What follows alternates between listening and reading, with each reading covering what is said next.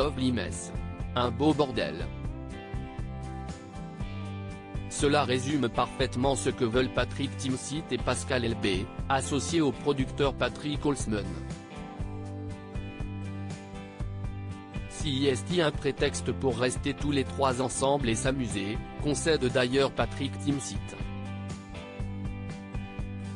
Ensemble, les trois hommes ont lancé un label, intitulé Lovely Mess, donc, qui a pour objectif de développer des comédies romantiques françaises. Si est lors du Festival de la fiction télévision de La Rochelle que les trois amis ont détaillé leur projet. On va produire 8 films autour d'un thème principal qui est la seconde vie et la seconde chance. On va se poser des questions sensibles, comiques ou juste absurdes sur l'évolution des relations amoureuses dans notre société, détaillait alors Patrick Holzman, précisant que cela sera nourri par du vécu.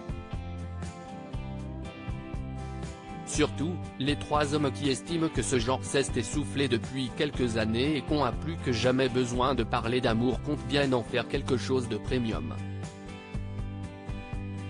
Chaque film aura ainsi son casting. Et les trois hommes espèrent réunir des grands noms. Avec pour argument le format très spécifique des films qui constitueront cette collection. Ceux-ci dureront en effet entre 42 et 60 minutes et sont destinés à la télévision.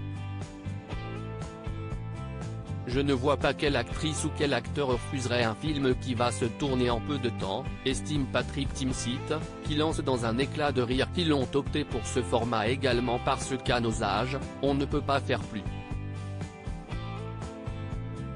Parfois, on a l'impression qu'un film peut être poussif.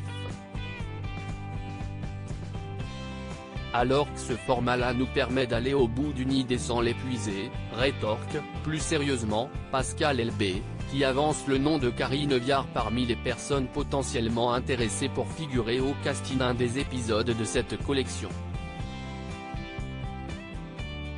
À quoi ressemblera cette collection de films de comédie romantique ? Outre leur casquette de producteurs, Patrick Timsit et Pascal Elbé seront-ils à l'affiche ?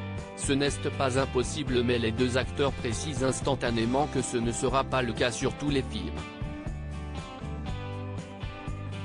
Un appel à projet pour ces œuvres sera lancé dès le 20 octobre. Parmi les conditions nécessaires pour être retenus, les scripts devront contenir au moins un personnage d'au moins 50 ans qui va subir un élément déclencheur. Une équipe d'écrivains épaulera au besoin ces deux directeurs de collection afin de retravailler sur les scénarios. 10 projets seront ensuite sélectionnés au début de l'année 2023 pour espérer une production de cette anthologie à l'été prochain.